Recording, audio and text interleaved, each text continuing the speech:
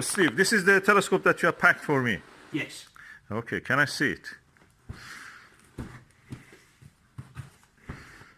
Meade Astronomical Telescope. It came all the way from the America, huh? It did, yes. Oh, lovely. Look at that. That's the foam proper material. Oh, the glorious baby. Amazing. It is beautiful. Oh, yeah. How many years of joy. Yeah. Thank you very much for opening, okay. boxing it for me. And I will take the box with me home, showing it to my lady, my missus. Thank you very much. No, it's okay, my pleasure. Yeah. You actually are working in Spain and making Yes. the observatory Here's there. one. And then So, that's what we're having built. oh, lovely. So, ENS Optical is now in Spain and building observatory, like the one that I saw actually today I saw in South Africa. The roof moves like that. Yeah. That's the same design, I think. I've been at this 6 months now, getting it to this stage. So Oh, the lovely. time's kind of split a little bit. Oh. I've never been videoed in my life. That's all right. This is for a video in the YouTube channel. I have a YouTube channel, so it goes there. If you don't want, I will not put it there. No, it doesn't matter. Yeah, So, it's an interesting place. Look, full of the optical Oh, God. systems in there. If you want to see what's interesting, Yes, please, can we see? It's a haberdashery of Haberdashery of destruction. Yes. At the moment, I'm in a right mess, so there's stuff everywhere. Oh, look at this big telescope. Celestials, all Oh, celestials. 2-inch diagonals. As you can see, we're having while I'm having the decorators in.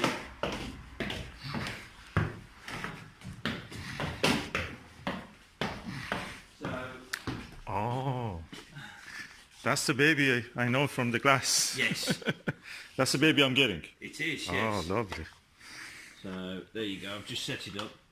I've got 2 of them I'm setting up today. Oh. There's yours, and there's that one going to Serbia this afternoon. Oh, what is that? Is it EMX? Oh, the same. Yeah, that one's going to Serbia. Oh, lovely. Do you have a right angle that we can attach to this? I do, as I it know. happens. Oh, just asking. I do. So there's that. Here's the warehouse. How much does it cost me? I don't know.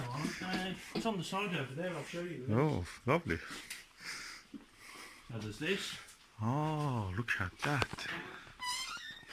Optician's Dreamland. Chocolate factory. Ah. So yes, I've Lovely. got lots of stuff. Yes, yes. I'm after one of those Butter semi-apochromatic filters. I've got a Skywatcher 102. I think it's a Sky Travel. Might have one of They those. have a really crappy, Yeah, well, aberration. they're F5, you know. but the wide view of that telescope is amazing. So I just want to see if I can correct that. So, and there's telescopes Oof. also here, and all in the corner and everywhere. But Do we have a box for my telescope? No, I have one box, and unfortunately, that's the one that's got to go to Serbia. Oh, can I have another? If you have any, If I had a box, or one of these kind of carrying thingies, carrying boxes. we'll have a look in a minute. I'll have a I look mean, see if I've got British something. buyers should have a priority, kind of. Well, in my case, the man who bought it first has the priority, and Oh, it was the good. man in Serbia. Oh. So there's tons of stuff in here. Okay, lovely. Look at that big baby. I have a 10-inch in my car actually. You have a 10-inch scope. Dobsonian, yeah. It's one of those what is collapsible ones. Flex Yeah, tube. trust you. Yeah. Yeah. I'm building a shed for that, so just putting it in a shed. So yes, once it's all done, Lovely. back in. The babies. Really good to bring the kids here to play.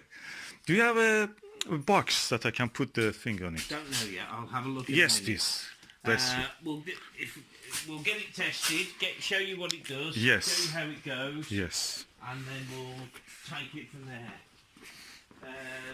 I've already set it up so the line north works. Yes. So I've turned it on earlier. So what it does is it works a bit like an oil derrick. It moves up and down, Yes. and there's a little ball bearing in here. Yes. And from that, the ball bearing goes in a certain spot when it's level. Oh. It then has a magnet in it, Yes. so it spins around till it finds north. Oh. And then once it's done that, because you've already put the time, etc. into it, it then works. So it doesn't have a GPS. We have to manually put it. That's gimmicks, I know. You have to do. I don't use. I mean, I've got 11 telescopes in Spain, and I don't use GPS. GPS is a sales gimmick by companies to get you to upgrade from the previous model to the next one. It's a bit like buying a Ford Focus LX, but next year's Ford Focus, it's the LX90. It's ridiculous, but still. Can I attach my? I got a click lock, but a click lock thing. Yeah, and goes here. Just 2 inch. I want to use 2 inch on this. And may go to other telescopes, this other one. Oh, that's beautiful. Yeah, everything. Lovely. Best upgrade you can do is you put a feather touch. Yeah, that's what I want to actually do, a motor or something for this, or feather touch. Feather touch. How much that will cost me? You pay about 300 quid for them, so I should wait till you get it up and working first. Yes. So, but yes, no. Let's see the...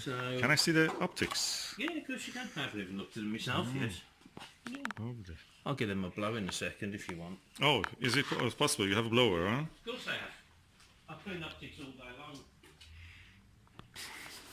Yeah, just today I saw that somebody was washing it in South Africa.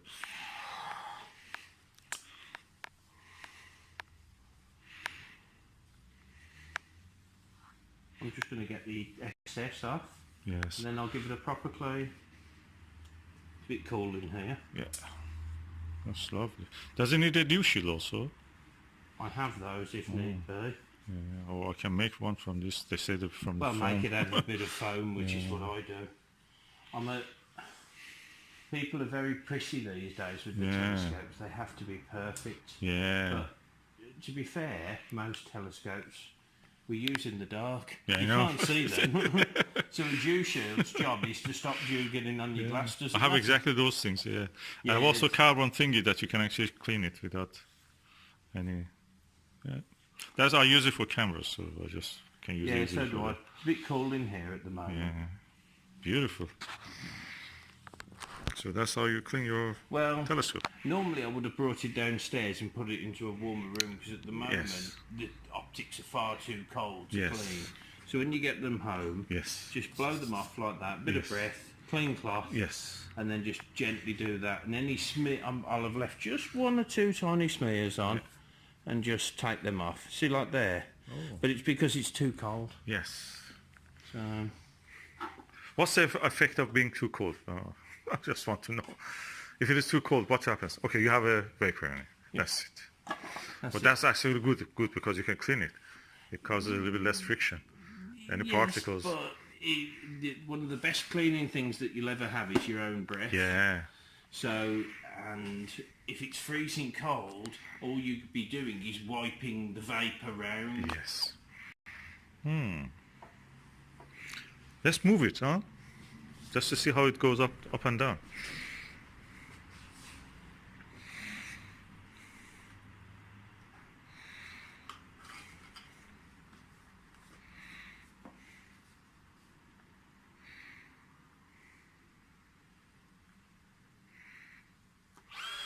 Ooh.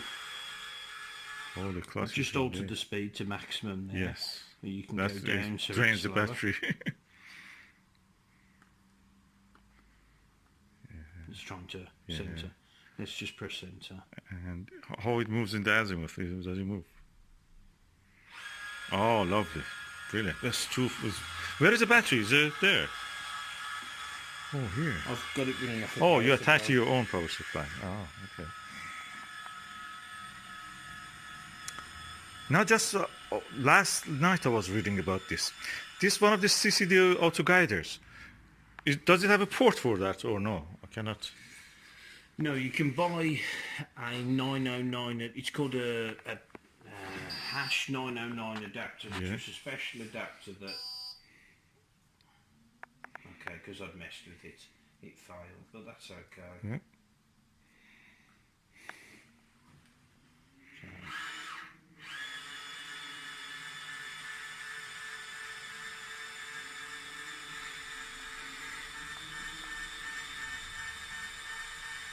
How it can be a finder?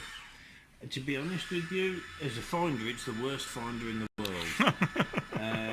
And I'll be honest, it's a joke. Yeah. Use that. Or do what I do. Best bit of advice I can give you as far as finders go is do what I do, take that off and put a tail rod on. Oh, yeah. If you don't know what... Have you ever seen the tail? I read about it, tail rod, but I've not seen it.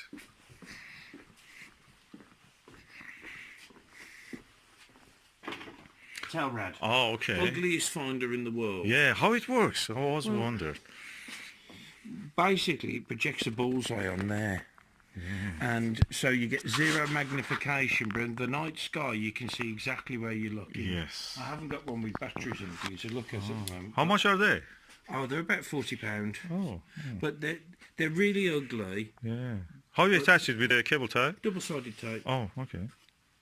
They're really ugly, but they're really, really, really good. Yeah. It's what I use. Can I have one of these? Yeah, I've got one without stuff on that you just need to put a bit of double-sided tape on.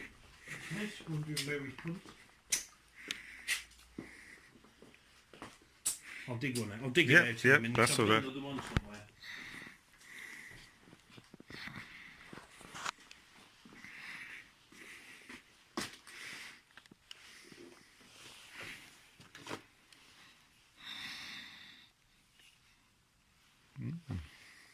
Impressive.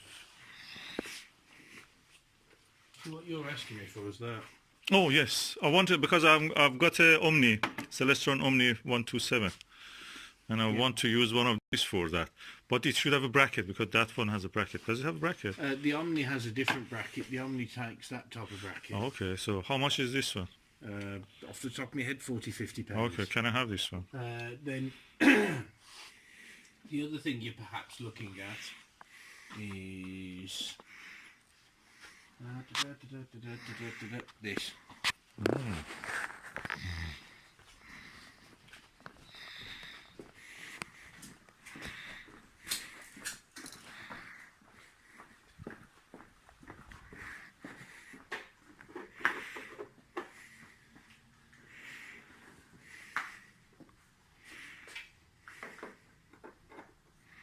Oh, what is that? A focal. No, it's an illuminator. Illuminator. Oh. Are you giving it to me?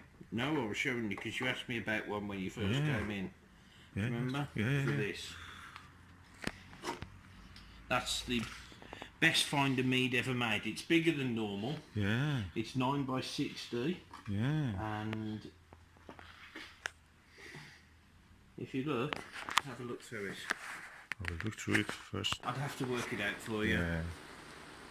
But it depends if you want the right-angled one or not. On speed, I personally would use a tail rod. Really? Yes. Okay, I will go with that one until I'm a little bit knowledgeable more. But I like this design also. It looks more gimmicky. It's a much better finder, to be honest, but it's not as good in my opinion as the 40 quid tail rod. Really? So okay. Yeah. That's probably £100. Oh. Whereas that's 40. 40. And to be honest, it's better. So where it goes, where I put the tail rod? Well, Here? What I would do if it was me was... I mean, I want to have this. I just want to add the tail rod just in the case. I would undo... Well, you can put it there if you want. A lot of people... Or when you take this off, you can put it there. Oh, just in front of it. Yeah. Yeah. It's lovely. So that definitely goes with the Omni. Do you have an Omni? That's the question. It's the Max Suitoff, isn't it? Yeah. No, it's a Schmidt Cassegrain. I'll show you. Can you explain for our viewers why we should not use this one, which comes with the telescope actually? Well, the biggest problem with this is it's a gimmick to help show you the telescope when you're being sold the telescope. If you look, it's really flimsy. Very wobbly. Yeah. And the biggest problem is we tend to use telescopes in the dark. Yes. And when you're in the dark, you wear coats because it's cold and gloves and other things. And what happens is you catch it. Oh, God. So what you do is you take that off, you remove it, you put some Velcro on the back, and you go boom. Yeah, that's and you've it. got nowhere You can to put catch here, it. you can put any this side. you want. And a lot of people actually put them on top of the tube because generally your tube's facing up anyway. Yes, that's safe actually. It's not on the way even. So lovely. But this is a a wonderful thing for me to show you a telescope. Yes. But in the demonstration. field, in the field, not so good. Yeah. And we also changed the actual viewfinder of that. We made a deal on that. Yes. So this one, which was the original 851, Well, we changed it for the right angle bigger one. Meade finder that hasn't been made for, oh God, let me think, late 80s. Oh. It was the late 80s, early 90s. This is what's called a Meade Polaris finder. Yes. It's 9x60, so slightly more magnification, and 10mm aperture. And out of all the finders Meade have ever made, that's the best. Yes. And what is this doing? It's an illuminator. You just... And does it need a battery? It will more than likely need a battery. And this is the inside here, huh? There's the inside, yeah. You just go in there, turn it on, job done. It's lovely. Thank you very much. Yeah, brilliant. Let's go for the tail rod, because I have also another thing. And I know that I have Dobsonian, and I probably get the tail rod now that I'm here. I will find. I know in the eBay the tail rods can be selling for any price. So yeah. The one you give me now probably is better. So, and I tend to use, if you're a scientist, the tape that I use for astronomy is VHB tape. Yes. Oh. Okay. So rather than just normal double-sided tape, it's great in your home. Yes. But when it's cold or hot, so if you're doing solar or if you're doing nighttime work where it's -5, it doesn't keep its bond. So VHB stands for very high bond. That's great. Thank you. And you just use VHB tape. So do you have VHB tape also? That is a cheap version of VHB tape, but this is something I use for something else, but it's very sticky. But VHB tape's generally made by good manufacturers like 3M. And it will say in the title VHB, and you're going to want, for most astronomy uses, 12-15mm wide roll. You'll pay about 20 quid for a roll. In fact, when we're off camera, there's a new make that I've been using for the last month, and I bought it off Amazon. I can't remember the make off the top of my head, but it's a type of VHB tape. It's 20 quid a roll, but it's brilliant. And I'll give you the link to that. That's great. What's the use of it? Exactly, can you explain for the viewers what you do with that? Well, that sticks on there. The other side of it is also sticky. The other side is also sticky. Your tail rod goes on that. And your tail rod goes on that. This isn't good enough for that because it's not thick enough and there's no foam in there. But VHB is proper double-sided. Thank you. We have a tail rod. You look through here. So the rest of it, which is this compartment, it's mostly empty actually. But if you look, it's basically a battery compartment with 2 batteries held in place. And then it's an illuminator back here, which illuminates onto that little mirror there. And then the mirror reflects up onto there. It's so how you see the sky? Sky is seen through here. So it's from that side, You see, a tail red's quite an unusual finder. It's really ugly. What's the difference between those and those red dot ones? This works and they're crap. Red dot finders, inherently, if I was to look at, try and focus on a star in the night sky, although it's a very bright object, it's also millions and millions of miles away, so it's a light point source. If you use a point light source of a red dot, generally trying to line up, even as dull as you dull that down, it affects your night vision and you can't actually see the star properly. This has no centre. It's a bullseye. Outer ring, inner ring, nothing in the centre. And each ring is 5 degrees apart, so it allows you to star hop and find things. And where there are those rings actually? They're inside on that mirror. They're projected from here. Projected from there onto the mirror up to there. Oh, that's great. Beautiful. So, I'm getting this one also. I'll put that there. But that goes probably with my Dobsonian telescope. Yes. It doesn't fall, huh? Pardon? Doesn't fall. Doesn't fall. It will if I took it. It will at the moment. I'm just putting it there so it's all together. It's not going to fall at the moment. Yes. Thank you. No, it's okay. My pleasure. So basically, a plastic shield that you shove over the front of the scope. Because you're at that angle, and it helps to deflect any dew that's in the air falling on the front of it. That's great. It does a brilliant job. But we live in the UK. And the UK gets more dew than most of the countries in the world. So what you do is you put the same thing on, it looks exactly the same, apart from it's got a heater band built in here. Oh. So, and then that plugs into the dew heater. Yeah, oh, lovely. And the dew heater, this kind of connector, goes to the connector. If you follow me around here, I'll show you a myriad of different dew controllers. Oh. Basically, that plugs into there, and you use that to decide how much heat you're going to put through that. Okay, it doesn't go on the actual telescope itself, or Yeah, this is the only problem with buying one with a heater. Oh. In order to use the heater, you have to then buy one of those. Okay, how much is that? I'll come back to that in a minute. Yes, but off you the camera. don't need it. No, you don't need it straight away. Yeah. You could get away with the normal one. Yeah. But in the end, as we're in the UK, I will tell you 110,000% you will need a dew heater in the end. You don't need one to start with. You can get up and running, you can enjoy the scope. But dew's your biggest problem in the UK. Yes, definitely. So you will end up buying one. Yeah, definitely. Yeah, I know that how it is every day dealing with the frost also.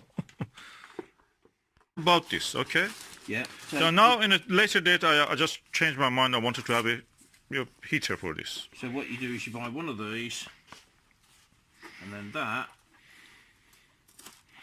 goes around it. Around like that. So it does the same job as the other one. The other one I showed you, just with two different parts. And what's the brand of that you showed me? The this plastic? one's a Kendrick. Kendrick, also. I see here.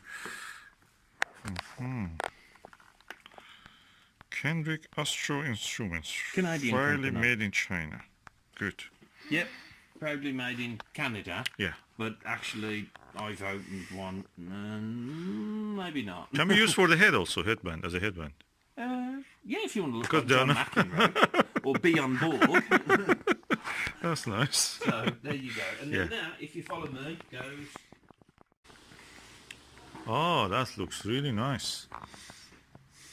Goes with that even, makes it more beautiful. Yeah. So how much is this with this now? Oh, I haven't got a clue off the top. Okay, you have to tell me. That's why I should take it off. Yeah. This is the Meade LX90 that I have bought. As you can see, it's a bit lighter than the LX200, which is a kind of stronger, heavier fork mount, which you can see here. And with this one, you can actually put it a equatorial wedge on this and just do long exposure astrophotography. Of course, with the Registack, so you don't need really much of that if you're just doing casual astrophotography. Registack will do with 15-30 second exposures. Good job for you if you want. So you told me whenever I want to move the telescope. Whenever you move a telescope, or you've got to put it away, don't be tempted just to move it and do everything with everything assembled. Yes. You always disassemble. Yeah. Always, because it's very easy to break things like this. Oh, that's a little glass. Yeah. Plastic. So, leave this on though, and I'll show you why. So we'll take that off. I'll pull that off, and they always fall off. When you're finished, this, you undo that clutch. Oh, goes down. So it's much smaller. Yeah. Push that Takes back less in. space. It's almost the size of that Dobsonian I have. Exactly, it's quite compact. That's what it's, and what you do then, you can carry it on your back seat. Yeah. Job done. Okay, how you open it then? It's not. There's a knack to that. So what about this wire? Is not on the way? No, or you can just do that. Oh, okay. So whenever you take it down, remember this isn't cheap. So you always keep a hold on it. yes. You undo that knob, but you always keep a hold on it, because you see a lot of Meade telescopes broken online. And what they are is people who stand there doing this. Yeah. And then what happens is the scope goes. And the fall. And you'll know when it's undone.